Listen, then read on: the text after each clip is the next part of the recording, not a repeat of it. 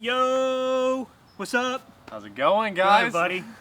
All right, so we've been kind of teasing this whole idea of what's coming up. We're gonna be wearing different jerseys, this sort of thing.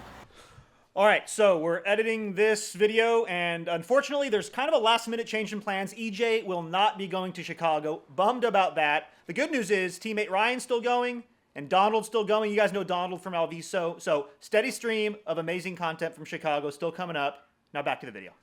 And we're not attached to teams for Intelligentsia. That's the news. Yeah. We're racing solo. We're in different categories, but we are racing with our own brands that we want to work with, which is pretty amazing because we got the opportunity to work with these brands I otherwise haven't been able to work with. For example, Scott Bikes. Let's start there because that's probably the biggest thing. Everyone's been asking. Right. Everyone's been asking. You guys have seen his social posts. You've seen my social posts. So we're on Scott Bikes. Maybe it's not a surprise to a lot of you listening to this. And the reason is I really like Scott Bikes. I used them back in the day, and John over from Scott has been talking with me, and it's like we finally found an opportunity to make this possible because I'm not associated with Team Mike's Bikes for Intelligentsia. I'm coming back. I'm going to race for Team Mike's Bikes. EJ's coming back. To Velo Kings, of course. This is just a cool opportunity for us to not race locally, go to this thing, and choose our own brands.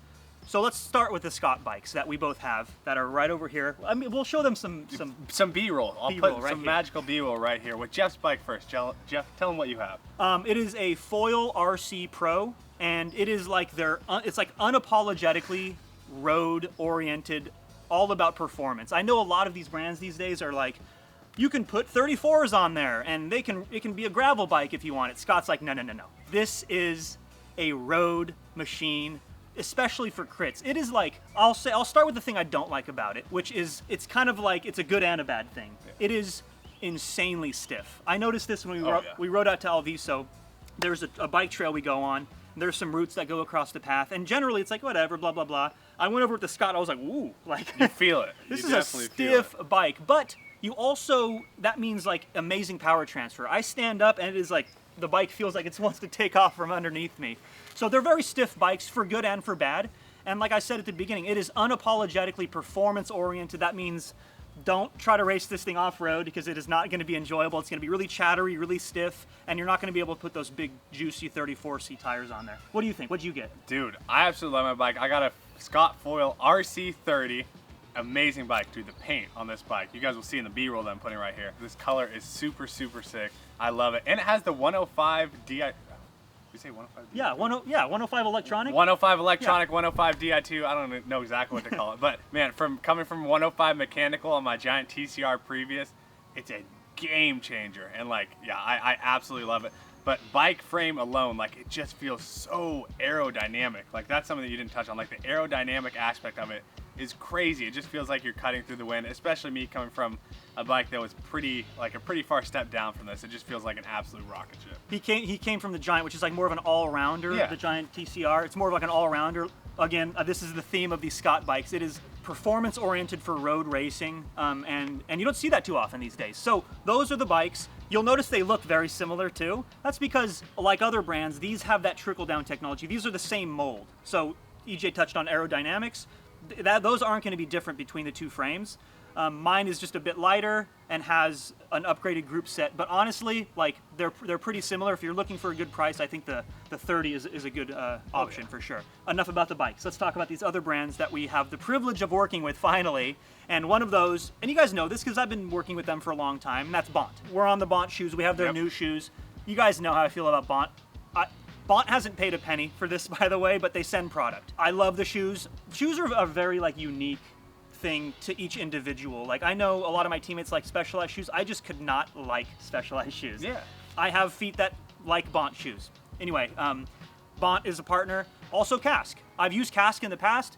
They make great helmets. This is another thing where it's like, does it fit your head or not? It's kind of individual. It's very individual. I like Kasks and EJ's on now too, thankfully. Yeah. The mop fits under the cask. It fits the hair. That's the most important part. Some of these helmets, they kind of ride up on here. The cask keeps it nice and tight. Can I talk about something really fast about helmets? I don't want to get too far off into the weeds here, but the interface between the glasses and the helmet is something we don't talk about enough. Because sometimes the straps and they push your glasses cattywampus. Yeah. I'm just saying, the Pit Viper and the cask are peanut butter and jelly. It's meant to be. Which brings us into the next partner that you guys probably know about is Pit Viper. We're stoked to be on their glasses, and I know part of the Pit Viper is like this thing, which is cool. But like their Tryhards, that's the name of them, right? The Tryhard. Their Tryhards, which is like their performance line of sunglasses, are actually like really nice. Like the arms bend, and like they're just high quality optics, and I really like their designs. And then Performance Bike,